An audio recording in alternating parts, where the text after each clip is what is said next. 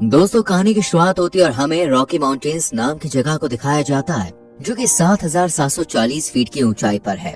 यहीं पर एक बच्चे को दिखाया जाता है जिसका नाम था हंटर। हंटर अकेले ही एक ऊंची पहाड़ी पर चढ़ जाता है और दूर इलाके में कुछ देखने की कोशिश करता है, लेकिन तभी इसे कुछ अजीब सी आवाज सुनाई देती है जिससे हंटर काफी डर जाता है और जल्दी जल्दी अपने घर की तरफ भागने लगता है।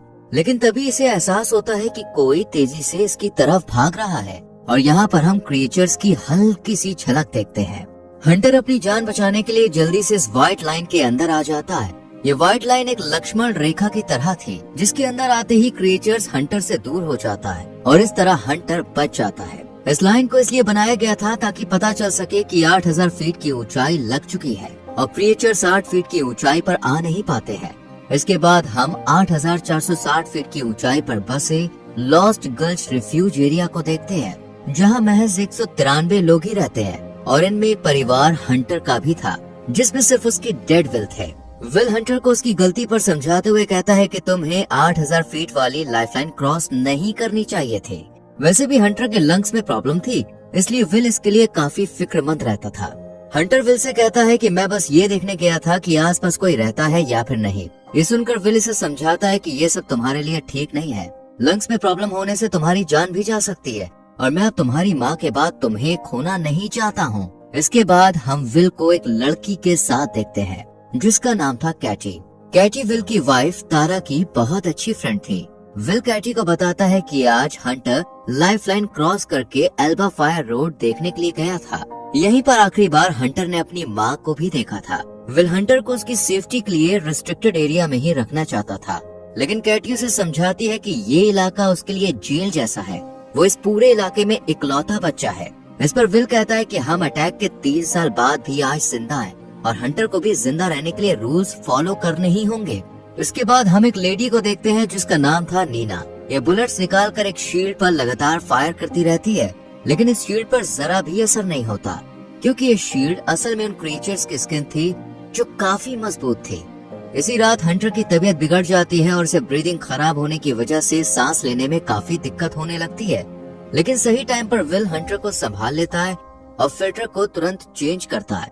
विल इस इंसिडेंट से काफी ज्यादा परेशान हो जाता है और मैप में बोल्डर जगह को देखने लगता है और यहाँ जाने का फैसला करता है क्योंकि हंटर के सभी फिल्टर्स खराब हो चुके थे और सिर्फ आखिरी ही हंटर यूज कर रहा था, इसलिए बोल्डर के हॉस्पिटल से उन फिल्टर्स को लाना बहुत जरूरी था। पर हंटर विल को वहाँ जाने से मना करता है क्योंकि इसी तरह उसकी माँ भी छोड़कर चली गई थी, पर विल इसे वापस आने का प्रॉमिस करता है। इसी सिलसिले में विल नीना से बात करने जाता है, लेकिन नीना कहती है कि मैं सभी रास्ते अच्छी तरह से जानती हूँ। कोई भी ऐसा रूट नहीं है जो तुम्हें 8,000 फीट से हर वक्त ऊंचा रखे, और जैसे ही तुम 8,000 फीट से नीचे गए और तुमने कार्बन डाइऑक्साइड रिलीज की, वो क्रिएचर्स तुम्हें ढूंढ निकालेंगे और तुम्हें मार देंगे क्योंकि तुम्हारा उन्हें मारना नामुमकिन है। इसलिए बोल्डर जाने में काफी खतरा है क्योंकि ये 2 दिन जितना लंबा सफर है। लेकिन विल नीना को राजी करने के लिए इसे समझाता है कि तुम भी उन क्रिएचर से बचकर निकली और काफी समय से तुम उनके बारे में रिसर्च भी कर रही हो। वैसे भी बोल्डर में तुम्हारी एक लैब है, हो सकता है कि तुम्हें वहाँ से क्रिएचर्स को मारने की कोई जानकारी मिल जाए। विल की बात सुनकर नीना भी चलने के लिए राजी हो जाती है। विल की वाइफ जब मरी तो उस समय वो तारा के साथ ही थी। विल नीना को कोलंबिया माइंस के रास्ते चलने के लिए कहता है। ये रास्ता पहाड़ों के बीच से होकर जाता था। नीना विल से कहती है कि वो माइंस की तरह का जाल है, अगर हम वहाँ से बोल्डर गए तो जिंदा बच पाना काफी मुश्किल होगा। इस पर विल कहता है नहीं, मैंने उन माइंस में काम किया है, मैं सब जानता हूँ। लेकिन अब भी नीना को ये रास्ता सही नहीं लगता है क्योंकि अगर ये किसी तरह बोल्डर हॉस्पिटल तक पहुँच भी गए तो बच पाना नामुमकिन है क्योंकि ये हॉस्पिटल 8,000 फीट से नीचे था। लेकिन अपने बेटे की जान बचाने के लिए विल हर रिस्क को उठाने के लिए रेडी था और बोल्डर जाने की ठान लेता है। जब विल की फ्रेंड कैटी को विल का प्लान मालूम पड़ता है तो वो भी इसके साथ चलने के लिए राजी हो जाती है। हालांकि विल इसे काफी मना करता है, पर ये विल की बात नहीं मानती क्योंकि कैटी जानती थी कि इन्हें एक न एक दिन क्रिएचर्स का सामना करना होगा, तो क्यों ना अभी कर लिया जाए। रास्ते में नीना कैटी से मिलती है और पूछती है कि तुम उन क्रिएचर्स को कैसे हराओगी, उन पर बुलेट्स काम नहीं करती हैं।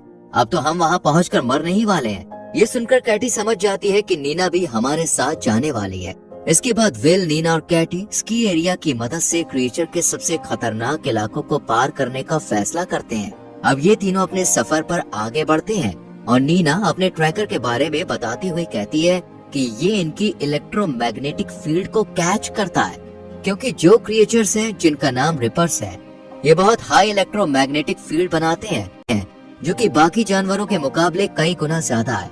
इसके बाद ये लोग एल्बा फायर रोड पर पहुंच जाते हैं, जहां से 8000 फीट के नीचे का रास्ता शुरू होने वाला था। नीचे बढ़ते ही इन्हें घोड़ों का झुंड दिखाई देता है।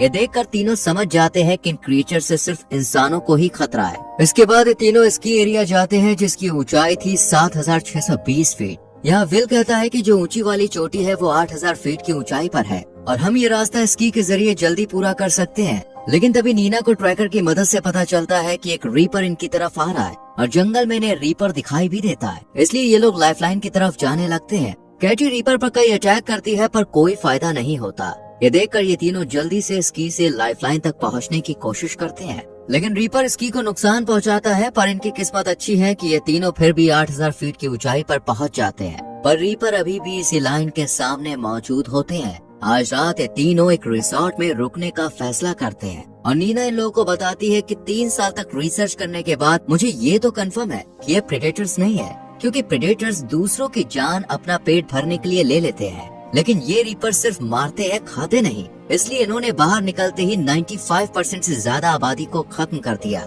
लेकिन खाया नहीं। कोई तो ऐसी चीज है जो इन्हें पावर देती है। जब विल अकेला बैठा होता है तो वो अपने पास्ट को याद करता है, जिसमें विल तारा को नीना के साथ बोल्डर के लैब में जाने से मना कर रहा था, क्योंकि विल का मानना था कि नीना दुनिया के पहले रीपर को मारकर पॉपुलर होना चाहती है। लेकिन तारा दुनिया को बचाने के लिए ये कदम उठाती है और नीना के साथ लैब चली जाती है। इसके बाद कहानी प्रेजेंट में घूमती है, जहाँ ये तीनों 8092 फीट पर बनी कोलंबिया माइंस में पहुंच जाते हैं। विल इन्हें बताता है कि हमें सीढ़ियों की मदद से लेवल 8 पर जाना होगा, वहीं से हम 8023 फीट की दूसरी साइड पर पहुंच पाएंगे और फिर वहां से 19 किलोमीटर दूर बोल्डर आ जाएगा। ये सब सुनने के बाद नीना विल से पूछती है कि क्या तुम्हें पक्का पता है कि लाइंस 8000 फीट से कम नहीं है, क्योंकि माइंस की टनल सीधी नहीं होती है, न ही एक हाइट पर बनी होती है, इसलिए कह पाना मुश्किल है कि हम सेफ लाइन से नीचे नहीं जाएंगे। विल अपना फॉर्मूला बताता है, लेकिन नीना की बात सही होती है। नीना कहती है कि वो जमीन के नीचे से आए हैं, इसलिए वो किसी भी अंडरलाइन एरिया में हो सकते हैं जहाँ रीपर इन्हें आसानी से पकड़ सकते हैं। रीपर इंसानों को अंधेरे में देख भी सकते हैं और इनके द्वारा छोड़ी गई कार्बन डाइऑक्साइड को स्मेल कर इन्हें ढूंढ भी सकते हैं,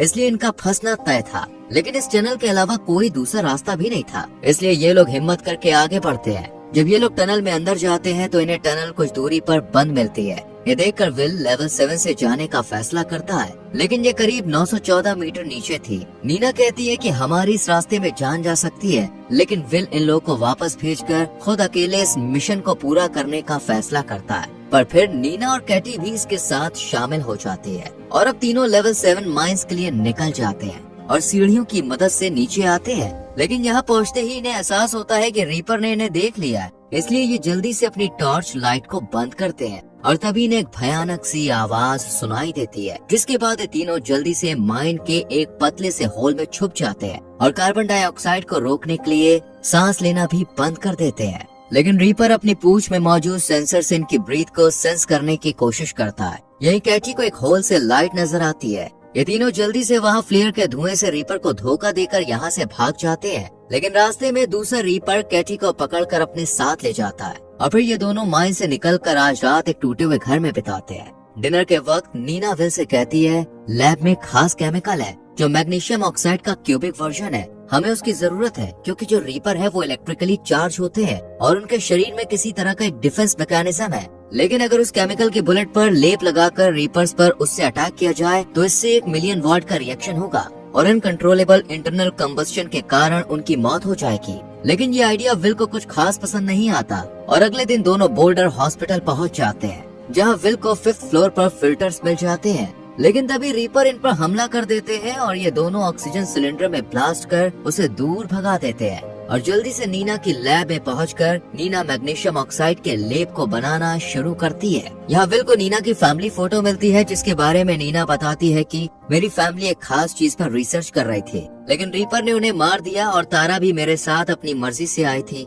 मैंने उसे फोर्स नहीं किया। अपने एक्सपेरिमेंट्स में जब नीना रीपर की शील्ड पर हमला करती है तो कोई फायदा नहीं होता, इसलिए नीना विल को हंटर के लिए यहाँ से जाने को कहती है और खुद रिसर्च में लग जाती है। इधर विल की रास्ते में कार पंक्चर हो जाती है, वहीं दूसरी तरफ एक रीपर नीना के पास आ जाता है और नीना कोबाल्ट का लेप बुलेट पर लगाकर उसे शूट कर देती है। और ये मारा जाता है। इधर विल को रीपर्स घेर लेते हैं और बस मारने ही वाले होते हैं कि तभी एक रीपर को गोली लगती है और वो ब्लास्ट हो जाता है। ये कारनामा नीना ने कोबाल्ट की मदद से किया था। इस तरह सभी रीपर्स को मार देती है और इन्हें पता चलता है कि ये एक मशीन की तरह थे जिन्हें इंसानों को मारने के लिए भेजा गया था, लेकिन किसने, इसका जवाब नहीं मिल पाता है। और फिर सभी लोग रीपर्स को खत्म करने के लिए निकल जाते हैं और मूवी यहीं पर खत्म हो जाती है।